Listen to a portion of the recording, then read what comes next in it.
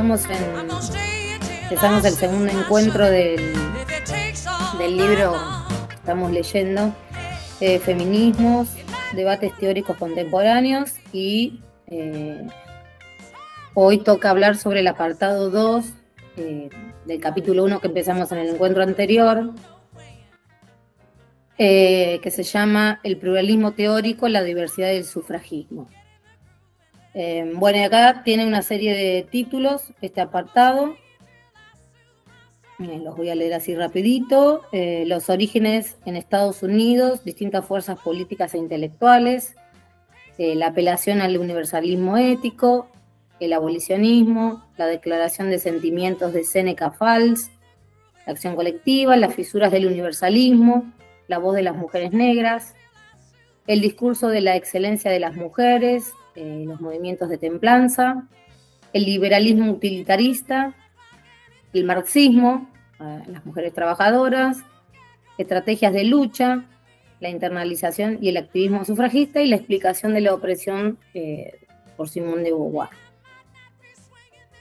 Bueno, intenté hacer un resumen lo mejor posible, así que bueno, cualquier cosa que si no me explico bien, me frenan y lo vemos. Bueno, el apartado 2 empieza hablando sobre el contexto histórico. En el siglo XIX el feminismo se nombraba liberal o moderado, que surgió en Estados Unidos. Las acciones feministas militantes se realizaban dentro de los límites patriarcales, sin intención de remover las estructuras de subordinación. Era un movimiento de mujeres de clase media que luchaban por los derechos liberales de su clase. Y sus reivindicaciones eran el derecho a la educación, a una sexualidad libre, el derecho al control de las propiedades, la lucha contra la prostitución y el sufragio como elemento aglutinador. Todo esto generó un movimiento complejo que analizaba la subordinación de las mujeres desde la opresión económica, la sexual, la laboral, y que presentaba relación entre lo radical y lo conservador. Esto también trajo cambios que transgredieron las fronteras de lo público y de lo privado.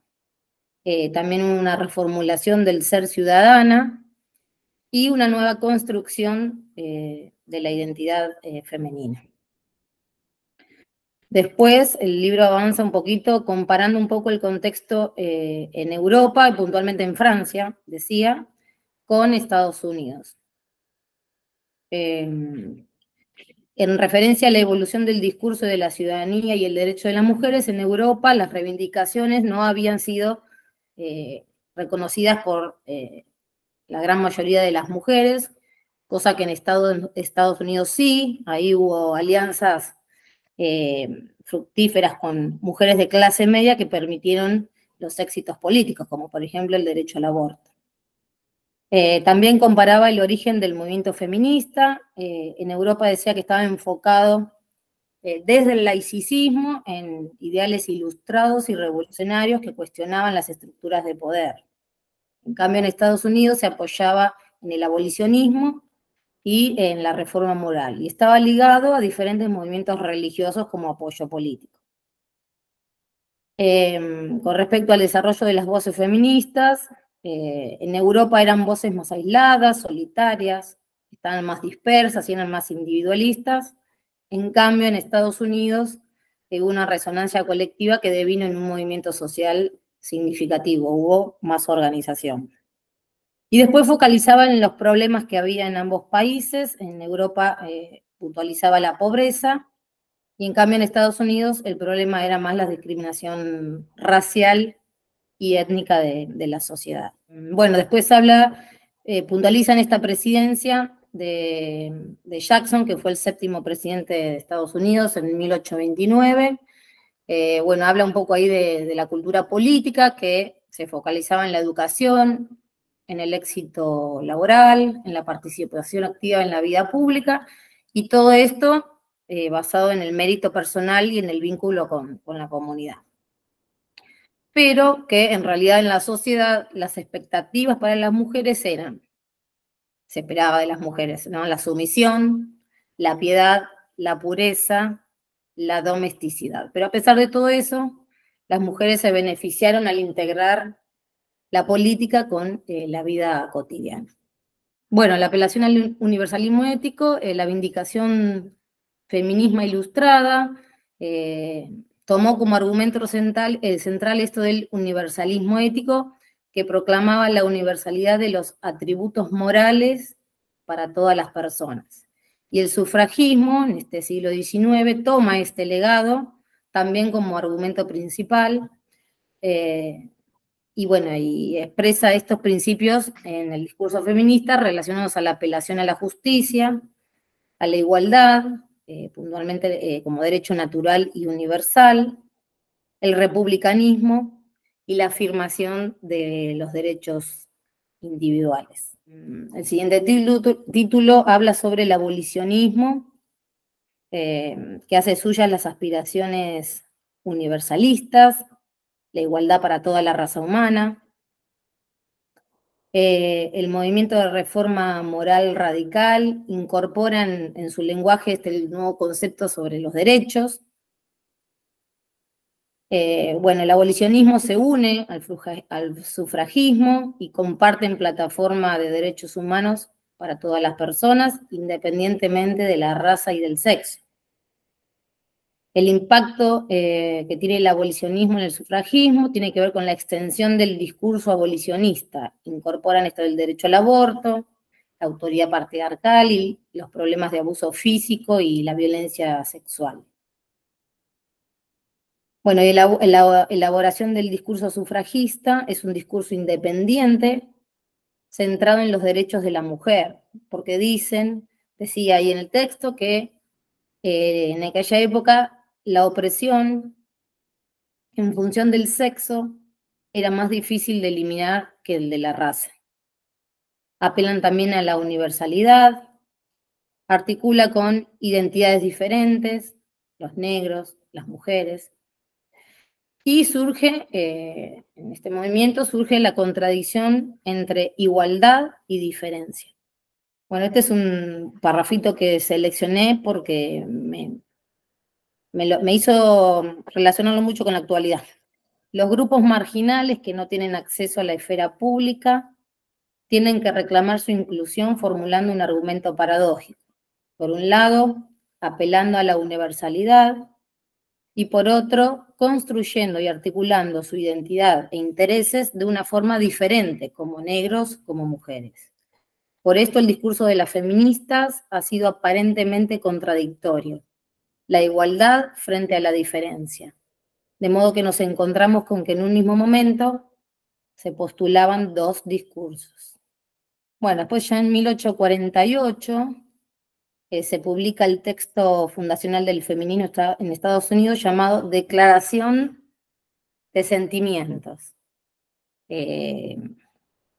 Habla sobre la acción colectiva por los derechos de las mujeres, y en esta declaración las mujeres se perciben a sí mismas como un grupo social y demuestran una autoconciencia de la subordinación como grupo. En esta declaración, la influencia de la Ilustración tiene que ver con los derechos universales y toman como modelo la Declaración de la Independencia de Estados Unidos, de donde sacan esto del republicanismo y de los derechos individuales. Tienen como afirmación el principio de legitimidad fundada en el consentimiento de los gobernados. Y la proclamación era sobre independencia de la autoridad ejercida por los maridos y los padres. También proclamaban independencia de un sistema social y jurídico que las sometía en las distintas etapas de sus vidas.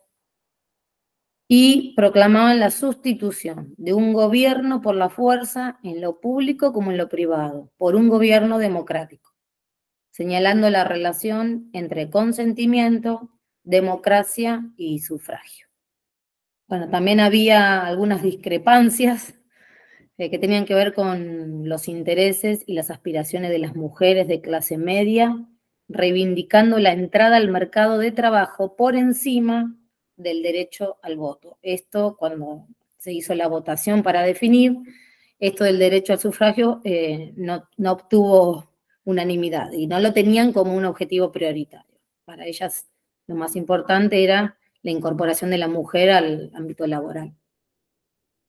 Bueno, las consecuencias, ahí, bueno, surge la frase esta utilizada en estos años como lema de trascendencia, lo personal es político, que un siglo después se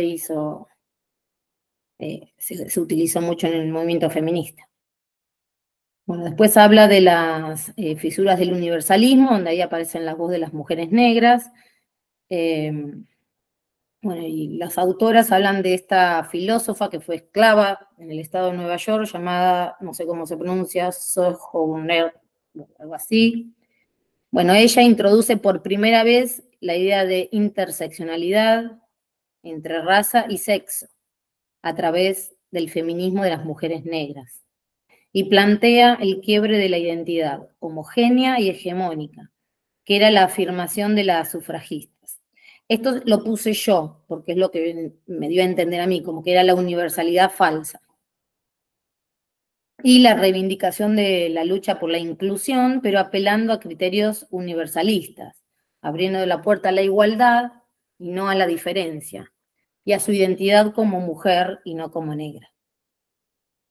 Bueno, después hablan sobre los movimientos de templanza. Bueno, en este movimiento la participación de las mujeres tenía que ver con la violencia doméstica y la destrucción de la domesticidad debido al alcohol. El discurso de la moralidad femenina se oponía al alcohol masculino y la excelencia ética de las mujeres era como, eran las guardianas de lo moral. El impacto que esto tuvo en la esfera pública fue un argumento para el sufragio femenino. La moralización de la vida pública con virtudes femeninas de la esfera privada, que ahí las autoras la llaman la maternalización, que era el refuerzo del papel de madres y cuidadoras, llevando valores de la esfera privada al ámbito público. Más adelante se expresan sobre el liberalismo utilitarista de John Stuart Mill.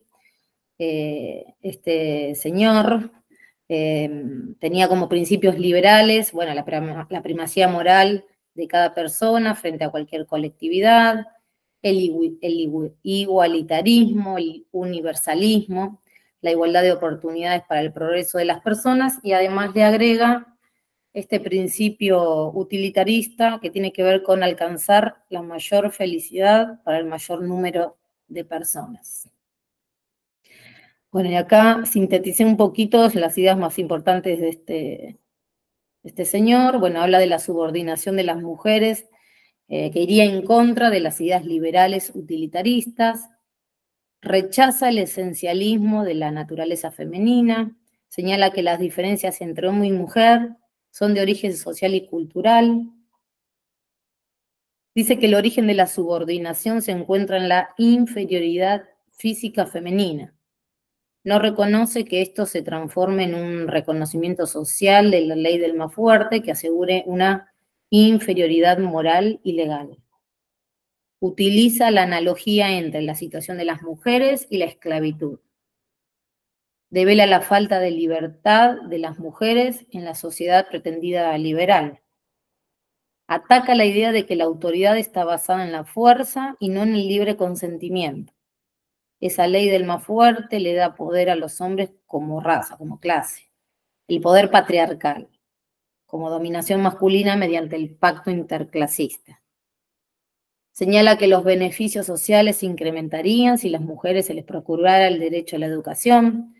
Su modelo de familia y de mujer era la burguesa. Consideraba que la solución a la subordinación no era colectiva, sino individual y a través de la educación, y no contempla los problemas económicos y la explotación económica a los que se enfrentan las mujeres en la unidad entre el capital y el patriarcado. Y presupone que eligiendo en libertad entre quedarse en el hogar y hacer una carrera profesional, las mujeres elegirían la primera opción.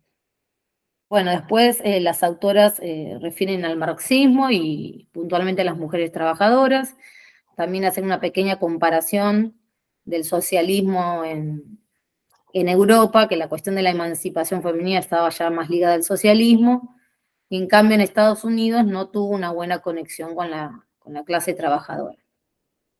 Las mujeres trabajadoras presentaban un problema, una anomalía, dicen.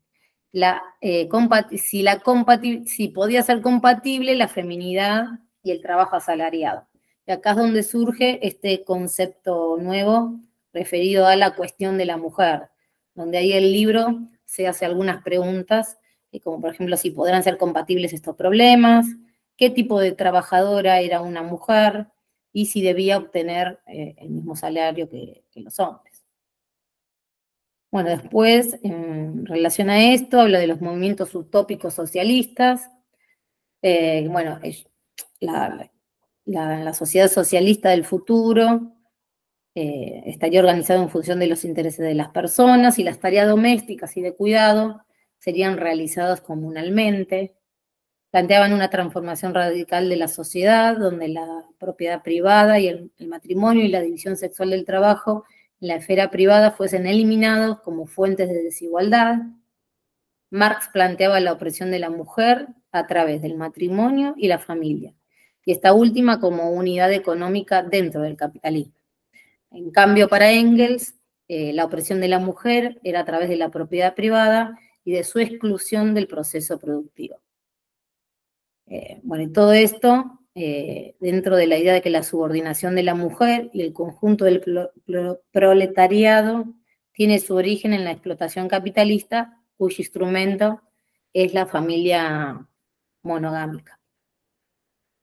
Bueno, después hablan puntualmente de los derechos de las mujeres, que dentro del socialismo también habían diferencias, y en el libro comparan un poco las ideas de estos no sé creo que eran filósofos. Proudhon consideraba que había que prohibir el trabajo femenino por el peligro de la industria capitalista y que no había otra alternativa que las de ser amas de casa o prostitutas para cuidar a las mujeres. En cambio, Bebel defendía la igualdad de derecho y la lucha por la emancipación. También antepone la desigualdad de género como primaria a la desigualdad de clase. Además señala el límite liberal al no contar con las necesidades de las mujeres obreras. Entonces, esto lo puse yo, porque me parece que es lo que entendí, que es donde aparece la doble opresión, como trabajadoras y como mujeres. Bueno, hasta ahí pude yo llegar, y el final del apartado lo complementa Priscila. Buenísimo, Lu. Perdón, ¿puedo hacer una aclaración antes de seguir? Sí. Es John Stuart Mill, no Millie. El libro tiene algunos errores de tipografía, como fechas y cosas así, pero John Stuart es John Stuart Mill con doble L. Eso solo, perdón. Está bien. Estrategias de lucha, la internalización y el activismo sufragista. Bueno, entonces lo que plantea es que a través de todo este proceso histórico que fue relatando Lu y lo que leímos en el encuentro pasado, para finales del siglo XIX se puede afirmar que ya existía una conciencia feminista. Y este proceso deviene en justamente el afianzamiento de esta conciencia feminista, es que se torna internacionalista. Entonces menciona distintas organizaciones que van a, de alguna manera, fortalecer la institucionalización de esta conciencia feminista, y bueno, nombra la International Council of Women, la Alianza Internacional para el Sufragio Femenino, la Internacional Socialista de Mujeres, la Women's International League for Peace. Bien, pero la idea es esta, como que se va institucionalizando y eso es parte del proceso de el afianzamiento de la conciencia feminista que se torna internacionalista. Esto implica la creación de un nosotras colectivo. Entonces dice que a principios del siglo XX los sufragistas tienen conciencia de su genealogía, de la lucha de las que las precedieron y comienzan a elaborar una narrativa histórica propia que revela un saber y una práctica política acumulados. Bueno, acá hay un apartado donde justamente plantea que el lenguaje va a venir a reflejar los cambios operados en la historia a través de este movimiento y esta teoría feminista, y pone el ejemplo del término feminismo. Entonces plantea que antes lo que se decía era la causa de las mujeres, la emancipación de las mujeres, el avance de las mujeres, y por primera vez en 1880 en Francia se comienza a implementar el término feminismo. Entonces, de alguna manera, lo que viene a describir este apartado es que el lenguaje refleja los cambios operados, que indica un cambio en los contenidos de las reivindicaciones. Pero es decir, en la historia, en el proceso, en ese movimiento feminista, se producen toda una serie de cosas que desembocan en una modificación, en la aparición de un neologismo que viene a reflejar este movimiento feminista. Y no al revés, digo porque hoy tenemos la cuestión del lenguaje inclusivo que, bueno, entre las que estamos acá lo hemos conversado y genera justamente este debate, ¿no? Pretender que a través del cambio del lenguaje por un sector muy, muy reducido y minoritario, eso va a reflejar y operar en cambios de la realidad de las mujeres. Bueno, así como habló de la cuestión de la institucionalización y de esta creación del nosotras colectivo y de la conciencia feminista, va a plantear que todos estos grupos de mujeres, este movimiento feminista, sostenía una fuerte actuación política. Entonces, ahí hace cierta diferenciación, mencionan en un comienzo a Emmeline Pankhurst y las hijas de ella, Silvia y Cristabel, que conforman la Unión Social y Política de las Mujeres, y también un periódico que se llamaba en un comienzo Votes for Women y después The Suffragette. Entonces dice que el principal objetivo era la aprobación parlamentaria del derecho al voto y tenían distintas estrategias políticas.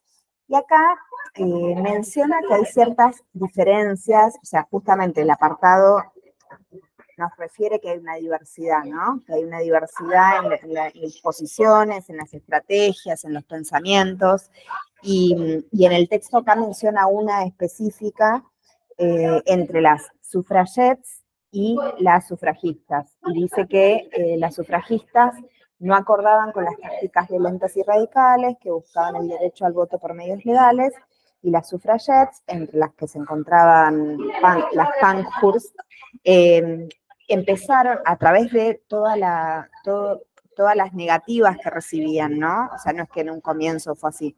Recibían todas las negativas por medio de su lucha pacífica, las ninguneaban básicamente, no lograban conseguir sus reivindicaciones y en cierto momento incluyeron acciones, no sé si ustedes vieron, justo hace poco vi la película Suffragettes. Hay varias películas de esto, pero vi una que es reciente, creo que es de hace 1 o 2 años.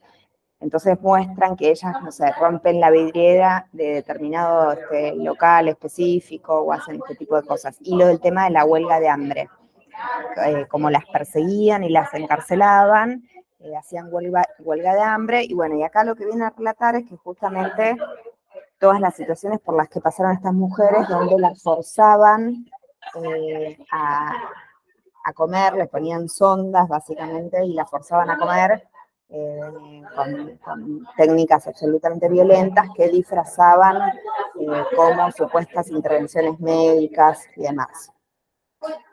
Entonces, bueno, después habla de que esta diferenciación generó cierta debilidad en el movimiento, en el sentido de cierta fragmentación. Dice, la confluencia de las políticas gubernamentales contra las sufragistas, la creciente autocracia de las Pankhurst, unido a la impopularidad de algunas de las tácticas que éstas empleaban, hicieran que disminuyera el número de simpatizantes.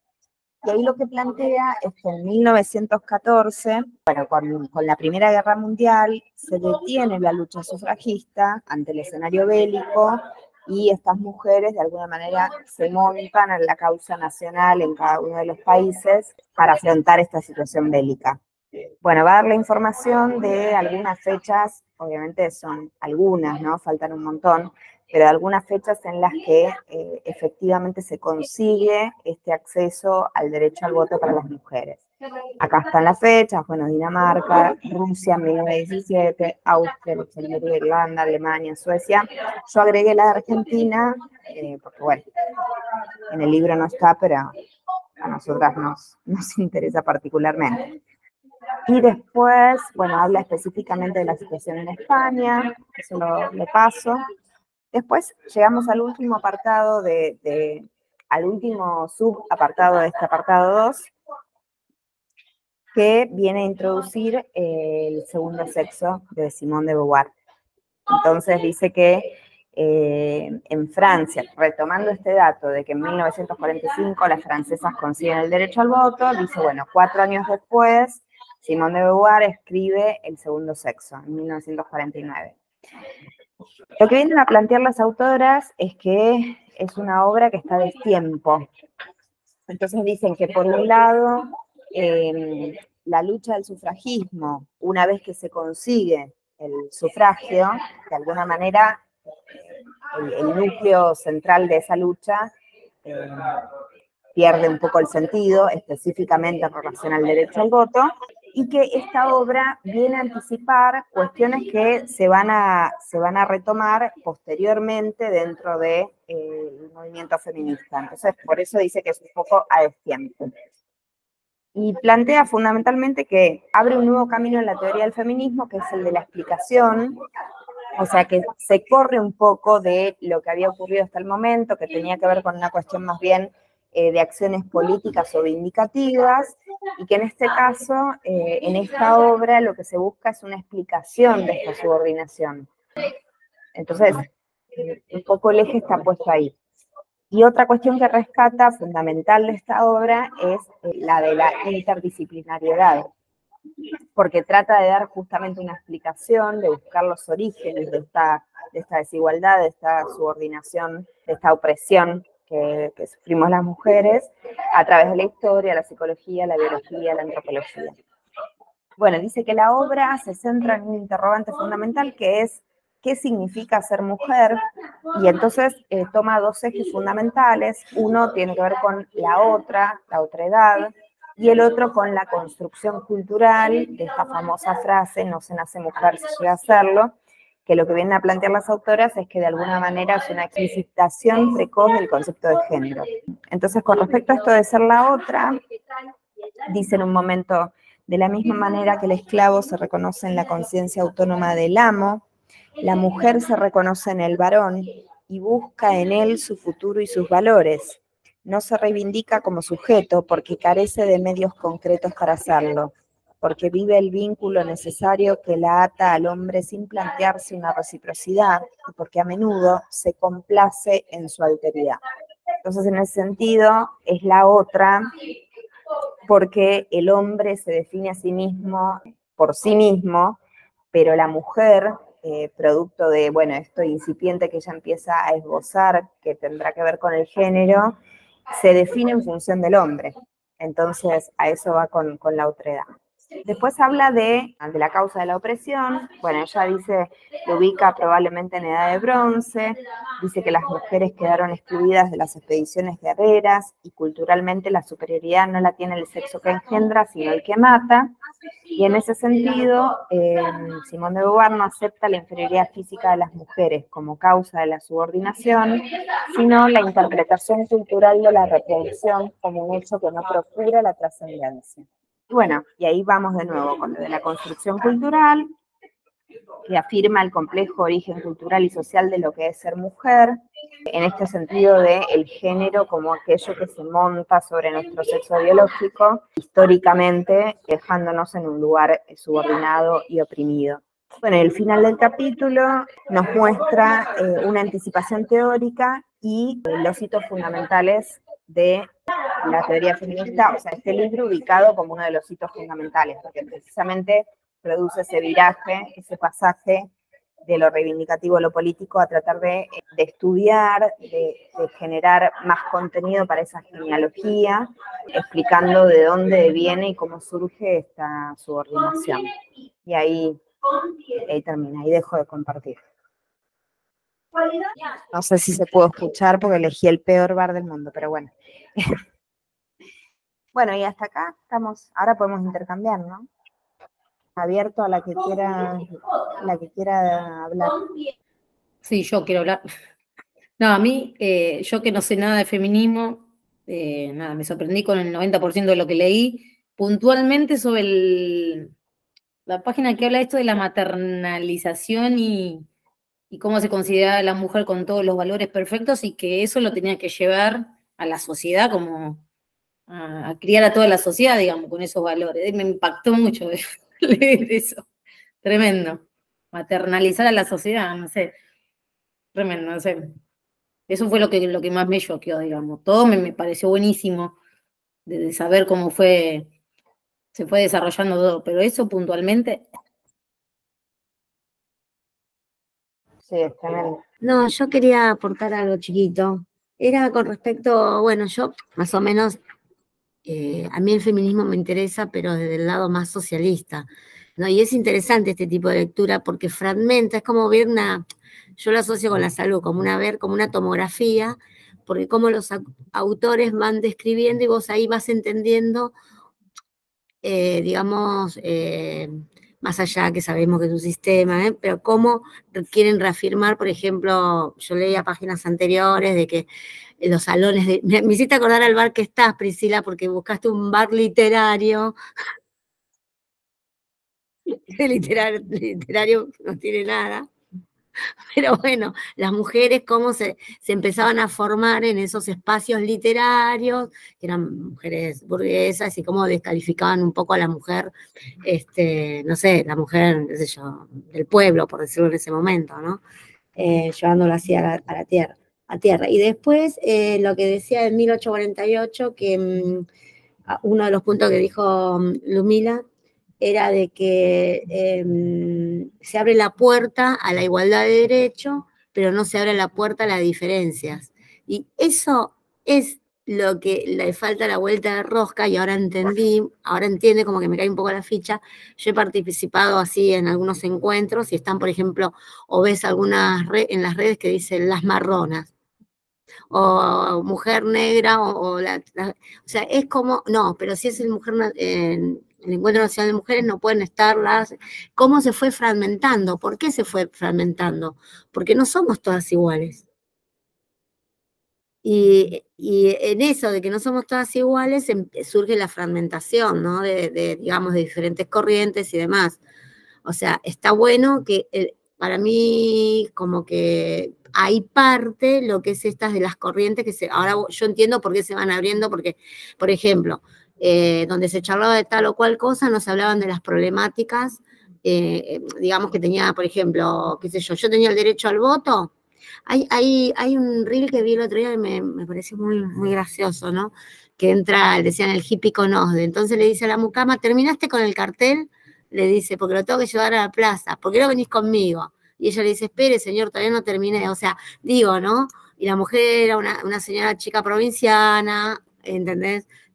Y el otro era acá representaba un hombre, pero podía ser una mujer, ¿no? Como en esa igualdad biológica somos totalmente diferentes en la cuestión de clases.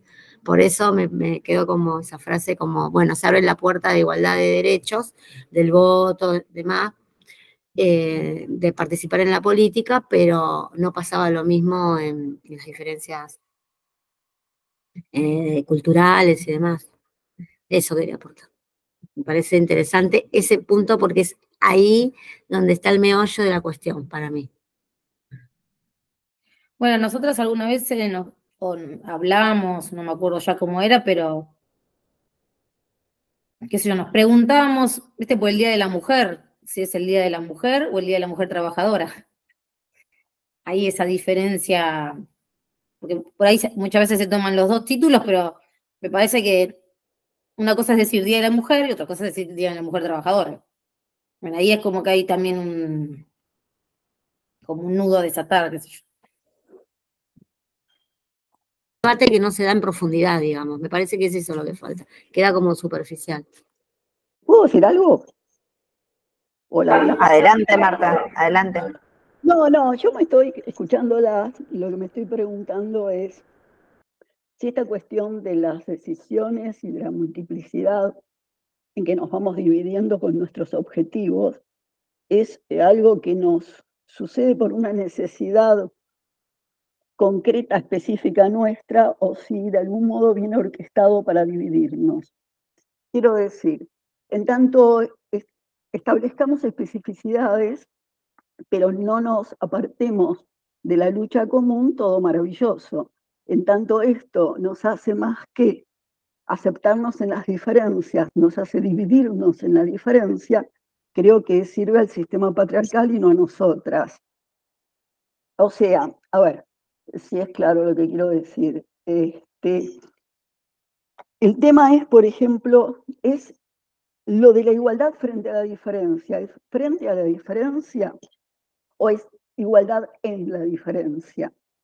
Que es otra situación totalmente diferente, ¿no? Es decir, no hay una oposición, sino que hay un caminar con el todo. Quiero decir, lo que yo siento siempre, o lo veo en el movimiento de mujeres desde hace años, es que generalmente frente a una postura surgen posturas de oposición y de pelea, y no posturas de sumar las diferencias para seguir adelante en una lucha cada vez más amplia y más fuerte.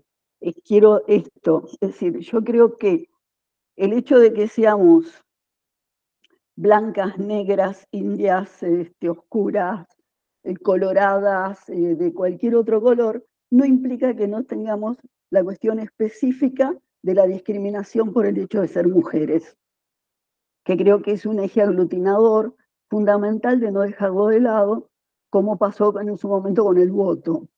Es decir, lograr reivindicaciones no es la lucha del feminismo.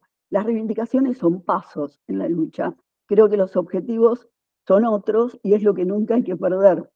El problema es cuando se pierden los objetivos últimos por las reivindicaciones. Esto más o menos. Yo coincido totalmente con lo que dijiste, Marta, ¿eh? Y me parece que también es distinta la época donde ocurría todo esto que estamos estudiando, que está buenísimo repasarlo o estudiarlo, lo que sea, o tener un primer acercamiento a la situación que sea, me parece que está buenísimo. Y creo que ahora coincido con la visión de Marta, o sea, para mí, cuando se generan esas subdivisiones dentro del movimiento de mujeres, de alguna manera vienen a fragmentar el movimiento. Pero la intención es esa, fragmentar o hacer visibilizar a las particularidades, por decirlo de alguna manera. ¿Viste? Qué sé yo, el título que tiene el ex encuentro de mujeres, que tiene un montón de palabras que definen a los distintos grupitos de mujeres. Por un lado, lo podemos pensar así, como que viene a fragmentar, pero también tiene que ver con mostrar las diferencias más particulares, que yo no le veo sentido, porque en definitiva somos todas mujeres, o sea, ¿qué importa si, qué sé yo, capaz que algunas diferencias son más importantes que otras? Por ahí la de raza no, pero la de clase por ahí sí, no sé, porque a mí no me importa que sea blanca, negra, azul, amarilla, pero por ahí sí me importa si es burguesa o no, qué sé yo. Entonces ahí, bueno, nada, eso pienso. Si es con intencionalidad o no, la fragmentación, o es como la consecuencia, digamos, de querer visibilizar a las diferencias de las mujeres. Sí, yo con respecto a lo que dice Ludmila de lo que sucedió en los encuentros nacionales de mujeres, no, el tema es que no fue una fragmentación entre mujeres. El tema es la usurpación de no mujeres en el Encuentro Nacional de Mujeres, porque no es diferenciación entre mujeres travestis, trans, no, para mí lo que pasó con el encuentro es otra cosa, porque no es fragmentación entre mujeres. Sí, diferencias en esa postura entre mujeres hubo, pero no fragmentado entre mujeres. Claro, re. Pero aparte, para mí, ahí hay en todo caso diferencias programáticas, me parece. Yo creo que sí opera para fragmentar, en la actualidad opera para fragmentar, entiendo que sí. Y después, en todo caso, por ejemplo, yo además de feminista soy socialista, entonces el punto es que más allá de la lucha feminista, lucho por el socialismo. Entonces ahí hay un programa, más allá de quienes integren, hay un programa específico que es un programa socialista y lucho por un programa feminista, pero en la confluencia con las compañeras feministas hay compañeras que no son socialistas, que tienen otra posición programática en relación a cuál consideran que es la salida, pero compartimos esa opresión por el hecho de ser mujeres y nos unimos por esa causa. Y después con las compañeras que además de feministas sean socialistas, compartiremos el camino de lucha por el socialismo. Pero viste que en el texto está abordado, no sé si con tanta profundidad, esta cuestión, cuando habla del tema de Engels, lo que se desprende es que si vos terminás con la sociedad de clases, entonces eso por default va a terminar con el patriarcado. Entiendo que no es así, porque de hecho el origen del patriarcado, que es lo que estudia Gerda Lerner, que lo explica y da bocha de fundamentos y de información, es muchísimo antes, es previo. Entonces, la lucha específicamente por la liberación de las mujeres requiere de una organización particular específica en la que el sujeto político seamos las mujeres y con un programa específico para la liberación de las mujeres, que va más allá, en el caso de las que además de feministas seamos socialistas, vamos a pelear por el socialismo, pero además tiene que haber una agenda específica del feminismo porque está refutado lo que dice Engels de que surge el patriarcado con la sociedad de clases. Entonces, evidentemente hay algo específico en la conformación del patriarcado que excede a la sociedad de clases y que requiere su lucha específica propia y su movimiento específico propio. Por eso también la alianza con las demás mujeres. Yo entiendo que igual es la interpretación que ella hace, pero entiendo que Engels lo que plantea es que va a mejorar las condiciones de las mujeres para la liberación de las mujeres. No es que, digamos, concretarlo ya de hecho va a solucionar todos los problemas, sino que va a mejorar las condiciones de la liberación de las mujeres. Yo interpreto eso. Sé que yo hace otra interpretación. No es que dice que una cosa va a solucionar la otra, no. Sí, pero tampoco ubica un origen previo. Digo, porque en función del diagnóstico que vos haces de cómo surge, es verdad lo que vos decís, no es que dice que una cosa necesariamente va a terminar con la otra, pero si vos ubicas que el origen arrancó ahí, estás borrando cuánto tiempo previo de existencia del patriarcado. Es un tema. Perdón, Marta. No, el tema es que el feminismo atraviesa la cuestión de clases, atraviesa la cuestión de razas, atraviesa la cuestión de elección sexual, atraviesa absolutamente todo lo que nos atraviesa a las mujeres. Este es el punto. O sea, buscar que en las diferencias o en las especificidades hay diferencia real es lo que es una ficción. Porque además lo que nos proponemos, o la propuesta, es siempre contra todo tipo de opresión. O sea, no nombrar, tampoco estoy de acuerdo, yo estoy de acuerdo en nombrar las diferencias, estoy de acuerdo en nombrar la especificidad, estoy de acuerdo en poner sobre el tapete, digamos, el todo de las problemáticas, pero esto no implica que nosotras, que nos diferenciemos, que la diferencia entre nosotras que pueda existir nos separe y nos enfrente. Este es el problema básico. Como que el hecho de que tengamos alguna diferencia no implica que seamos mejores o peores que las otras, porque esto es parte de lo que el patriarcado nos tiene internalizado, y esto es parte de la lucha que tenemos también para dar. No sé si es claro lo que quiero decir. Y en cuanto a que solucionado el tema es decir, con un triunfo socialista o un triunfo revolucionario se terminara la opresión de las mujeres, bueno, La Revolución Cubana fue un claro ejemplo de que esto no solo no pasó, sino que aún incluso cuando desde el gobierno cubano se intentaba bajar o equiparar los niveles, el machismo no lograron absolutamente nada. Y el retroceso hoy es claro porque se llegó prácticamente al mismo punto de partida, ¿no? Del momento del inicio de la revolución a hoy, la cuestión de la prostitución, la discriminación y todo, ya está instalado como entonces. O sea, no, el patriarcado es mucho más fuerte, poderoso e intenso que una forma de otro tipo de explotación social.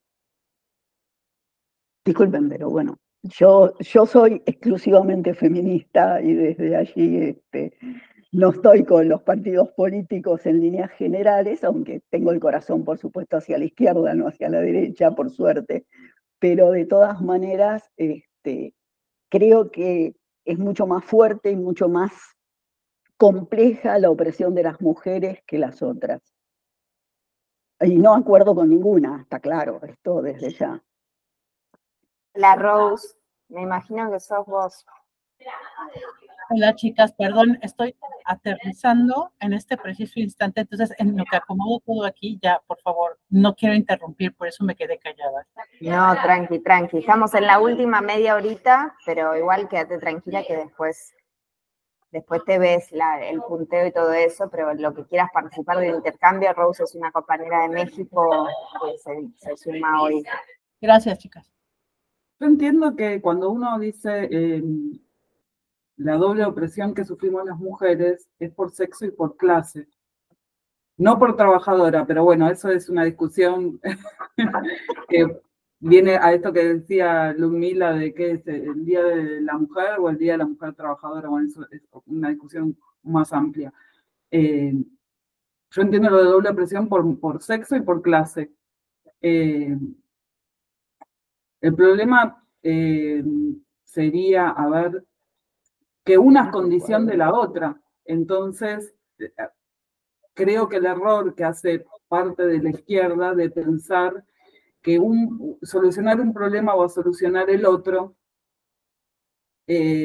para mí, es no entender de la necesidad de que uno es condición del otro, pero no es que es un problema secundario el de las mujeres, es tan principal, son necesarios uno del otro para existir. Pero bueno, es la interpretación que hago yo. Perdón, pero en una época... Claro, no, pero me preguntaba ¿cómo se explica entonces que existiera desde antes el patriarcado? No existe desde antes. ¿De la sociedad de clases? Sí es previo, pero la condición de cómo opera sobre el cuerpo de las mujeres, digamos, uno es consecuencia del otro. No necesariamente. A ver, el capitalismo es posible gracias al patriarcado, pero no implica que da lugar al patriarcado, que la opresión de la mujer no es producto del capitalismo solamente. Hay opresiones que te produce el capitalismo, pero no es la patriarcal concretamente. Y en cuanto a la doble opresión, tenés triples y cuádruples, porque además de ser mujer y trabajadora, podés ser judía, podés ser lesbiana, podés ser negra, podés ser montones de cosas que también hacen que seas oprimida por el sistema. O sea, no existe solo una doble opresión en las mujeres.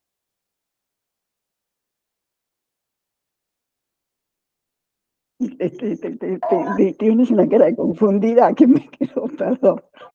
Estoy totalmente de acuerdo, se escucha muy mal, ¿no? Sí, ay, chicas, ¿se escucha muy mal? Estoy totalmente de acuerdo en que el capitalismo y el patriarcado operan conjuntamente.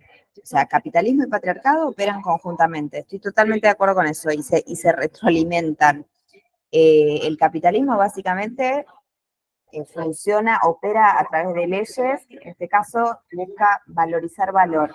Y las mujeres, por la opresión que está basada en nuestras capacidades reproductivas y sexuales históricamente, ahí tenemos una cantidad de mercancías disponibles para el capitalismo precisamente se ha logrado mercantilizarnos, fragmentarnos y mercantilizarnos por doquier, y eso es un gran negocio para el capitalismo. Entonces entiendo que se retroalimentan, porque si nosotras vemos los números de lo que factura el multimillonario negocio de la pornografía, del sistema prostituyente en su conjunto y demás, sabemos que precisamente está basado en la mercantilización de nuestros cuerpos, es decir, de nosotras. Entonces, yo coincido en que hay una súper mega alianza, pero la cuestión de que es previo, quizá les puedo compartir, mira, les voy a compartir un segundito y ahora seguimos el intercambio, pero les voy a compartir porque justo tengo un texto, un apunte de Gerda, que quizá sirve como para seguir el debate. Gerda, en el libro del origen del patriarcado, que nosotras tuvimos todo el año previo a conocernos, nosotras, digo, Dia y al resto, estuvimos estudiando este libro, así en conjunto, como estamos estudiando estuvimos estudiando ese. Ella lo que plantea es, la subordinación de las mujeres no es universal. El patriarcado es un sistema histórico. Su periodo de formación fue un proceso que desarrolló durante 2500 años, desde el 3100 al 600 a.C., un proceso de 3 millones de años. La subordinación de las mujeres a los hombres es más antigua que la civilización. Ella ahí hace todo un esquema, dice primera división sexual del trabajo, segunda división. Ella lo tiene súper recontra documentado, porque la mina es historiadora y se hizo como un estudio zarpado. Ella dice, el hombre, el varón, aprende de alguna manera a esclavizar a otro ser humano a través del proceso que genera con las mujeres, del control de su sexualidad y de su reproducción. Es el modelo a través del que aprende a someter a otro grupo humano. O sea, imagínate hasta dónde lo remonta, 3100 antes de Cristo, estamos hablando hace un montón. Si bien coincido con vos, Dia, totalmente, y nosotras en las notas que ponemos lo ponemos todo el tiempo, o sea, quiero decir, justamente el capitalismo se sirve, bebe del patriarcado, hacen una alianza fundamental y uno se sirve del otro, pero es previo, el patriarcado es previo y por eso requiere su causa específica. Eso es lo que pienso. Yo estaba tratando de ambientarme a lo que estaba en este momento la conversación. Llego frío casi, pero un poco, es que estoy tratando de encontrar la palabra, perdón, estoy en la terraza. Bueno, esto.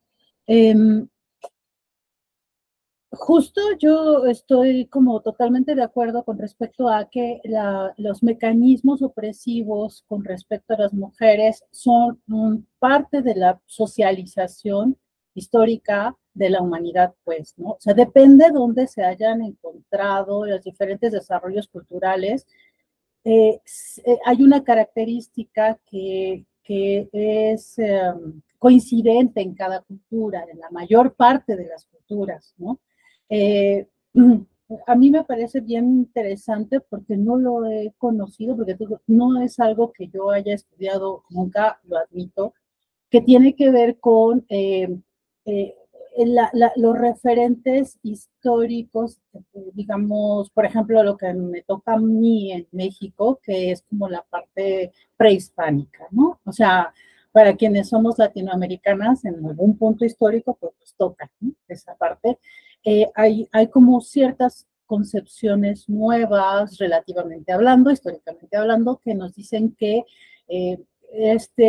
lo pongo entre comillas, siempre lo pongo entre comillas, esta romantización de las diferentes culturas prehispánicas o de raíz prehispánica o de raíz indígena, tienden, dicen, a no tener estas marcadas convicciones de opresión contra las mujeres. Sin embargo, bueno, se nos ha, actualmente los pueblos indígenas, las propias compañeras indígenas nos indican y nos dicen que eso no es cierto, que sí han prevalecido, que sí hay mecanismos opresivos, que sí hay espacios diferenciados y que generalmente son desiguales para las mujeres. Tan es así que, bueno, la tierra sigue siendo de la mayor parte de hombres, que no son así de las mujeres en estos espacios. Entonces, pensando como en esta línea histórica que me parece fundamental y que yo primero, antes de haber entrado al tema tal cual, pues debía haberme presentado, creo, pero me parece importantísimo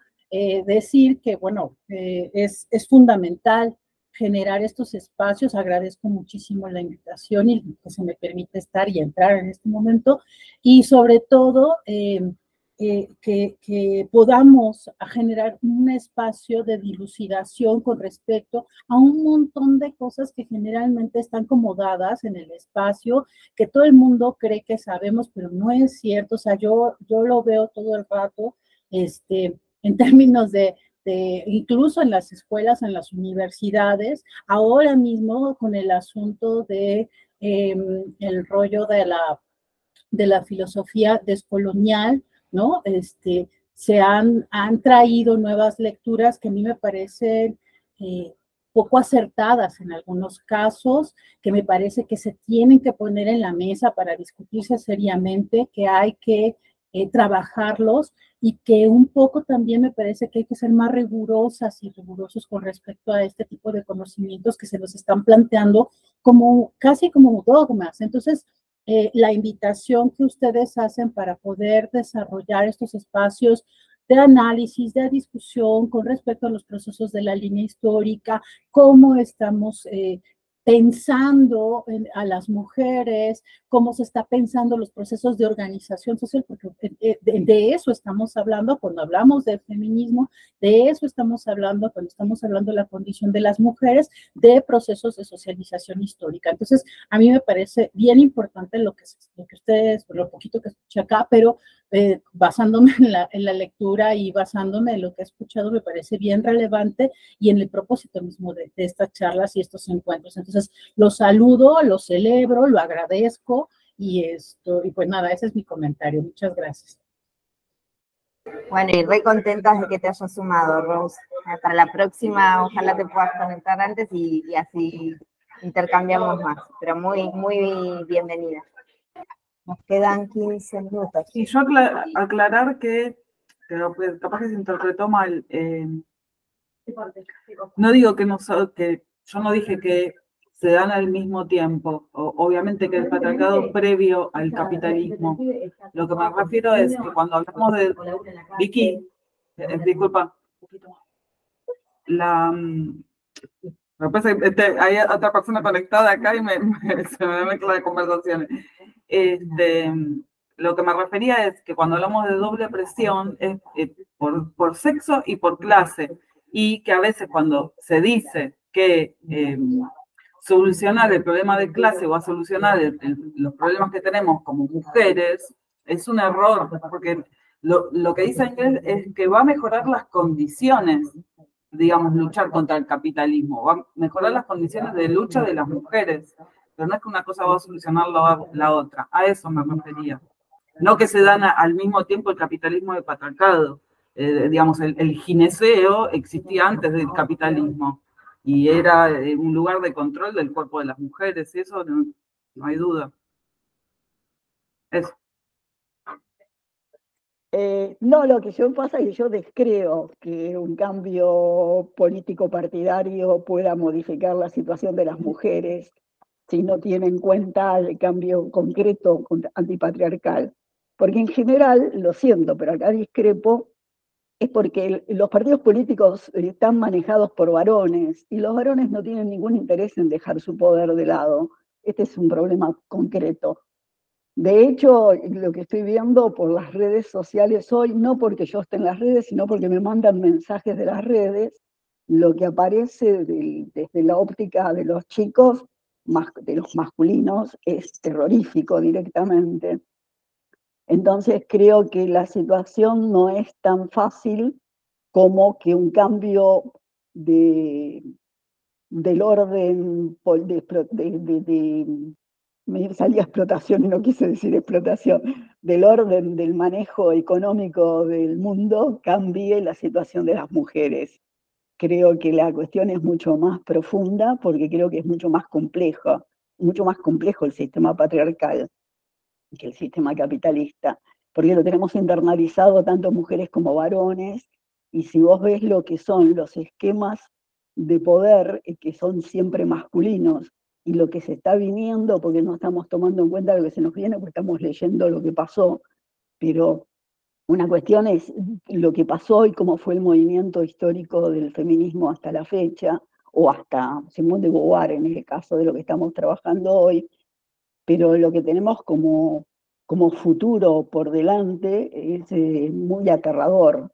Y esto lo vamos a ir viendo, supongo que más adelante, así que no me voy a meter.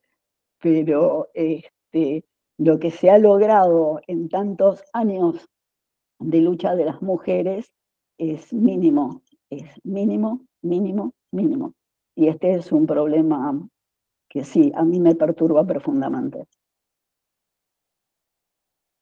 Yo coincido en que es algo específico. Lo que a mí me parece es que más allá de que los partidos políticos haya varones o mujeres, para mí el punto es cuál es el programa de un partido político. ¿Cuál es el programa? Y no estoy hablando de ningún partido político en particular, pero digo, para mí la diferencia es si hay un programa feminista o no hay un programa feminista. Yo coincido en que además de feminismo, tenemos que luchar por el socialismo, porque entiendo que el capitalismo no nos da ninguna opción, no hay ninguna opción dentro del capitalismo de mejorar, de realmente lograr las condiciones de vida que nos merecemos todas las personas que vivimos en este planeta bajo este sistema. Entonces, para mí no hay ninguna posibilidad dentro del capitalismo de vivir una vida plena e íntegra, entonces no veo otra opción. Pero coincido en que con la lucha, con el programa socialista solo no alcanza, que tiene que haber un programa feminista y que tienen que ir de la mano. Eso es lo que pienso yo. Y después con respecto, hay una cosa que discrepo cuando vos decís el patriarcado tiene una operatoria mucho más compleja que el capitalismo.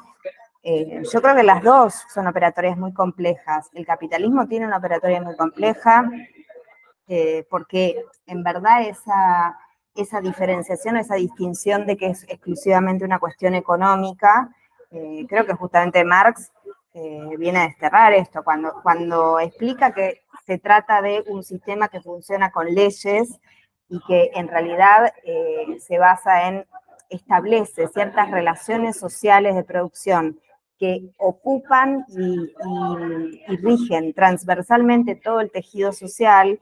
Eso implica que esas relaciones sociales de producción en las que nosotros nos criamos y vivimos, vienen a condicionar absolutamente todas las determinaciones de nuestra vida. Entonces no es solo un tema económico, porque el capitalismo atraviesa en ese sentido todas las capas sociales. Esto bebe del patriarcado justamente logrando valorizar el valor y mercantilizándonos cada fragmento y cada parte de nuestro cuerpo. Ahora con lo que llaman el alquiler de vientres. Pero digo, hasta bueno, con las tipas se puede también hacer guita teniéndolas como incubadoras humanas, dale que va. Digamos, ahí está el capital haciendo ganancias y permitiendo negocios que rinden y que dan muchísima guita. Entonces creo que van de la mano. Y nada, para mí es súper complejo. Cuando Marx habla del fetichismo de la mercancía, justamente está planteando que no es que está todo a la vista. O sea, que estas relaciones sociales de producción generan personas, o sea, generan sujetos, digamos, que no somos precisamente conscientes de cómo se va cocinando la cosa desde que nacemos hasta que nos morimos. Entonces, tiene toda una vuelta de tuerca y una complejidad, me parece, extraordinaria también el capitalismo. Pero coincidimos en ese punto, Marta, en que tiene que ser la causa propia específica. Y sí, claro que sí, con la unidad de todas las mujeres posibles. Porque en eso nos une, digamos, la causa, y cuando estudiamos esto justamente vemos que la mayoría son mujeres burguesas las que iniciaron todo esto. Son mujeres burguesas. Yo quiero el socialismo y sin embargo, digo, me saco el sombrero, o sea, aguante lo que hicieron estas tipas, o sea, Ahí tenemos un pequeño cambio también de diferencia de lenguaje, ¿no?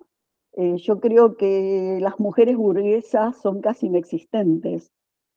Creo que en general lo que se supone que son mujeres burguesas, en realidad los burgueses son o los padres o los maridos, pero no ellas.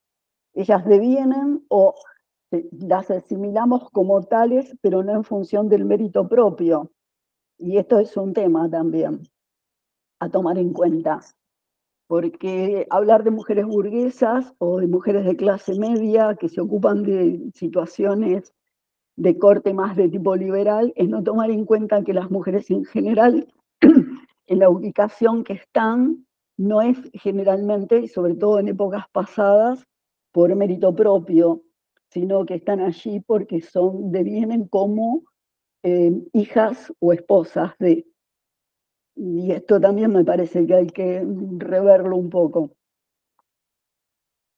¿Sí? A ver, esto tal vez tenga que ver con mi formación en UFA, donde supuestamente había dos mujeres fundadoras de clase alta, de alta burguesía, y que en realidad estaban tan oprimidas como las compañeras que eran trabajadoras y demás, en el sentido de mujeres, no del mismo modo en el sentido de trabajadoras.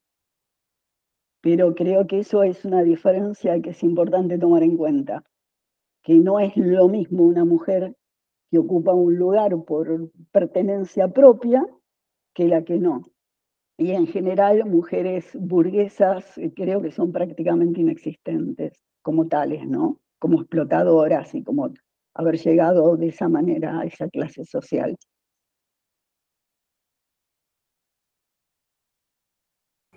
Pero vos decís que ahora no existen mujeres burguesas.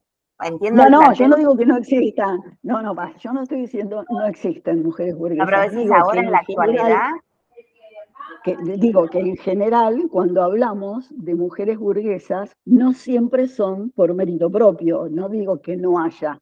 Digo, debe haber alguna, pero no son en proporción en la cantidad de los varones burgueses. Esto es, en general, las mujeres pertenecen por esposas o por hijas de, pero raramente por sí mismas, lo cual no quiere decir que no haya. Lo que quiero decir es que no son una clase concreta tan amplia como la de los tipos. A eso me refería.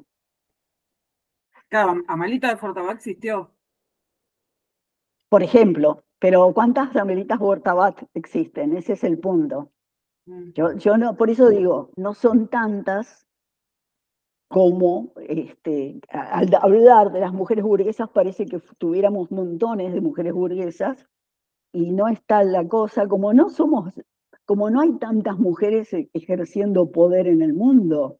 Esto hay que tomarlo en cuenta, el poder está en manos masculinas. Si no, seguramente el mundo sería otro. De hecho, todo lo que estábamos hablando recién, es decir, ¿cuáles son las economías fundamentales en este momento? Es el tráfico de armas, el tráfico de mujeres, o sea, la prostitución, el tráfico de personas y las drogas. Y en general, en el manejo de estas cuestiones, el eje no son mujeres las que la están manejando. ¿O sí? Es decir,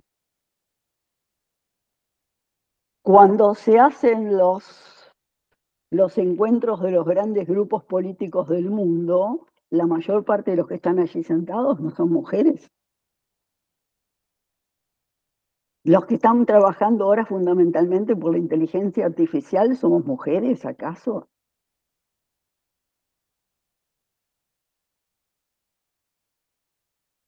A eso me refería con que...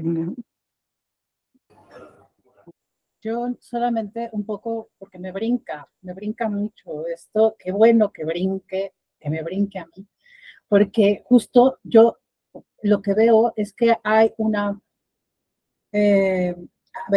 hay una falta de representatividad general de las mujeres en todos los ámbitos sociales y de ejercicio del poder, ¿no?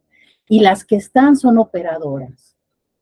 Lo digo así porque hay ejemplos, no es el único, pero un ejemplo que yo tengo muy claro, muy sentido, muy reciente, es que acabamos de tener elecciones acá, elecciones. Y estas elecciones fueron las más grandes de la historia en todo lo que este país lleva constituido como república y como lo que dice que es un Estado democrático. Eso dice, ¿no? Entonces, lo que sucede aquí es que hay una suerte, ¿no?, de un montón de candidatas, porque acá el asunto por la paridad, como en todos lados, fue una ganancia histórica, sí, por supuesto, de muchas mujeres, sí, por supuesto, el movimiento feminista, y que se consolida, ¿no?, a partir de un proceso, pues bueno, que ha costado mucha sangre y muchas vidas. Pero aquí el asunto que me parece muy importante es decir, realmente estamos representadas las mujeres con personajes que tienen, digo mujeres, con personajes que tienen un perfil que sea susceptible de representar las necesidades de un programa, que era de lo que se hablaba hace un rato, de un programa que coloque las necesidades de las mujeres, los derechos económicos, sociales, culturales, ambientales y políticos reales de la vida de las mujeres, no existen. Son mujeres operadoras que están al servicio de los intereses y de las agendas que si bien nos va, serán parte del mainstream y si bien nos va, son parte de alguna, o sea, son un híbrido de un montón de intereses que están jugándose allí. La crítica que existe en este momento acá al interior y que vemos también replicadas de alguna forma en comparación con otros espacios donde en la misma Argentina ha habido liderazgos de mujeres en la presidencia, ¿no? En el caso mexicano sería la segunda mujer presidenta de América Latina en la historia, ¿no? La tercera, porque primero fue Brasil y tal, ¿no? Pero Cristina, luego Brasil y luego... Entonces, aquí hay un asunto que me parece bien relevante porque yo siempre he dicho que comparto lo que muchas maestras mías feministas decían, es que no basta solamente con estar en la representación física vivida de las mujeres, sino que los perfiles que esas mujeres tengan correspondan a una agenda social y política de las mujeres. Entonces, yo lo dejaría hasta en mi comentario por el tiempo, pero me parece bien relevante que no solamente es la cantidad de mujeres, sino la calidad de la representación que tenemos que buscar. Entonces, en ese sentido, a nosotras nos toca, a nosotras como quienes estamos impulsando un proceso, un movimiento, una movilización nacional e internacional, me parece que es a la que nos toca, quienes estamos observando los procesos de participación política, las que estamos generando procesos de participación política, ¿no? Entonces, en todos los espacios y con todos los actores políticos, porque decir política ya sabemos que es muy amplio, pero entonces quienes vamos a estar impulsando este asunto me parece que es relevante decir, ok, apoyemos, sí, pero a quien va a tener un perfil que verdaderamente lleve en su agenda la agenda de las mujeres y por mucho, por favor, que ponga la agenda feminista. ¿Y cuál es la agenda feminista? Pues ya sabemos cuál es, ¿no? Entonces, si va contra los derechos económicos, sociales, culturales, ambientales y políticos de las mujeres, no es una agenda feminista y eso se puede pasar por el tamiz, ¿no? Y ese tamiz se llama derechos humanos. Entonces, creo que no hay mucho más que tenga yo que abundar, pero sí me parece bien relevante decir el proceso democrático o la consolidación de los procesos democráticos o lo que implica los procesos de participación social y política de las mujeres, no solamente es que haya muchas mujeres, sino que las mujeres que estén tengan la capacidad y la calidad en el liderazgo y en la agenda política que nos representen. Bueno, ahí cierro. Muchísimas gracias y disculpen por apuntarme al final. No, por favor, es un gustazo que te hayas sumado, Rose. Les mando un beso grande y nos estamos viendo en 4 semanas. Beso a todas. Hasta la próxima.